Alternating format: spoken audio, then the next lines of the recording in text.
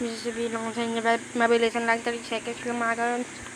Ngayon na kasi, kanina kasi nagbabasa ako ng comments yan sa YouTube channel ko. Tapos, yung nakita ko yung isa kong post na nakaraan yata yun, o paghahapon. Basta yun, nakita ko, 340 plus yung views niya. Tapos may comment yun, sabi nyo, mas makit pa daw yung aso niya doon. Sabi ko, talaga ba? Di wow. Sige, papakita ko sa inyo guys. Di ko ganahan na bitin na lang imo ko. Pwede pa hibilang ka, dalang tapos sabon. Pwede kay na bay, mura siya og Pikachu. Bago lang nakita na sige nag-miss you. Yan, nakita niyo naman guys. Ayun yun. Tapos, nabiisip ako.